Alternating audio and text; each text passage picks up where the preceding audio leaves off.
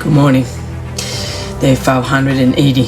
Since 59 hostages have been brutally, barbarically, violently, and inhumanely were kidnapped to the hell called Gaza by the inhumane, barbaric, rapist, modern-day Nazis, monsters of Hamas, Palestinian Islamic Jihad, UNRWA, the UN, Al Jazeera, the Red Cross, and just regular civilians with the financial help of Qatar, Egypt, and Iran.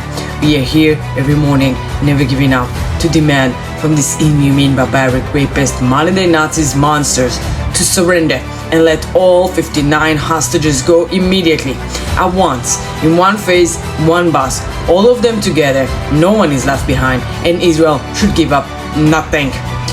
580 days. In 20 days, which probably we won't see any progress in these 20 days, we will be marking 600 days. Unimaginable number. For how long? 59 hostages are still being tortured in the dungeons of Gaza. And the world almost kind of like forgot about it, moved on. There are many things going on. I know there's many wars starting as we speak. There's so much going on in Israel alone, fighting in 7 fronts, focusing on threats coming in from Yemen, from Judea and Samaria, from Lebanon, and trying to also make sure that there's no threats coming in from Syria, and then above all, Iran.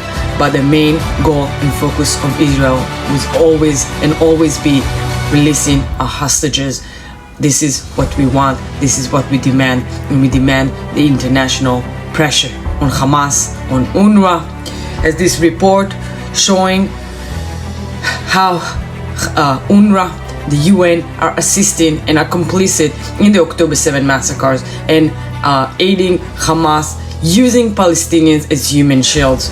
Where is the world outrage? Where is all of those pro-Hamas supporters and all of these professors and world leaders and wants to go out to the defense of the Palestinian people? Where are you? Why are you silent on how the abuse of the Hamas terrorists and of course the rest of the groups like Palestinian Islamic Jihad, but specifically of UNRWA, and how UNRWA is complicit, not just in able to hide Hamas terrorists in their facilities and shield them and provide them humanitarian aid, but they're also complicit in indoctrination of the youth to anti-Semitism, to hate the Jews, to blame all the problems on the Jews and become shaheeds.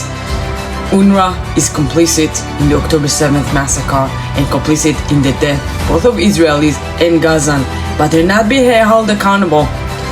I want to see a change. I want to see UNRWA being defunded all across the world and this organization collapse, dismantled, and the UN must be held accountable for the bias targeting of Israel, singling out Israel and not even once condemning Hamas. This is an upside down world where an organization that was started in order to prevent another Holocaust is now permitting this genocidal, maniac terrorist organization to do whatever they want in Gaza. They don't play by any rules while they're trying to hold Israel to the standards of international law. Hamas can do whatever the fuck they want and they give in the free pass. And more than that, they are causing the world to put pressure on Israel to just surrender and end the war. As if like nothing happened. Give them a free pass, let them go. Just end the war. Like some people in Israel are saying, let's just end the war until all of the hostages will be back home. Like, what do you think? It's gonna be a magic? We just gonna end the war? Promise we stopping the war, pulling all the troops out, and then Hamas will be like, okay, thank you so much. Here all of your 59 hostages, enjoy. Like, in what delusional world are you guys living in? Hamas will hold the hostages for as long as possible because that's the only bargain. They will continue to torture them, continue to torture their families and us because they have one goal. They're not done. They don't just want to end the war so we can live in peace. There's no peace in their dictionary. There's no peace in the Quran. They want annihilation of the Jewish nation in Israel and around the world, and they will not stop. That's what they've been doing as they the Arabs' conquest that started 1400 years ago.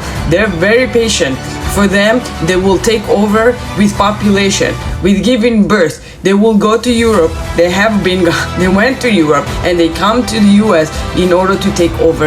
And to them, it can take generations as long as they will be succeeding in taking over for the Muslims, the Islam, to be the land of the law of the land in any place around the world. They want Sharia law.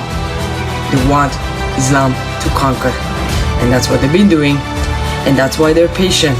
And they don't care if we'll commit to a ceasefire now, as long as we allow them the time that they need to rearm, regroup, and plan the next attack. They just have one goal. And we will not allow them to do so. We will continue to fight and defend ourselves. We are risking the best of our soldiers in order to bring our hostages back and eliminating Hamas terrorists. We also have just terrorist commanders who are surrendering themselves.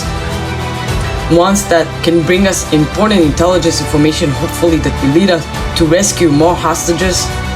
But we must go. We cannot surrender. There's no such thing, Israel surrender and ending the war. We will continue to defend ourselves with whatever means necessary, and we will continue to live proudly in our homeland, Israel, where we came back home to, just to live from the Jordan River throughout Judea and Samaria in our eternal capital, Jerusalem, all the way through the Mediterranean Sea. Am Israel will always be Am Israel Chai forever.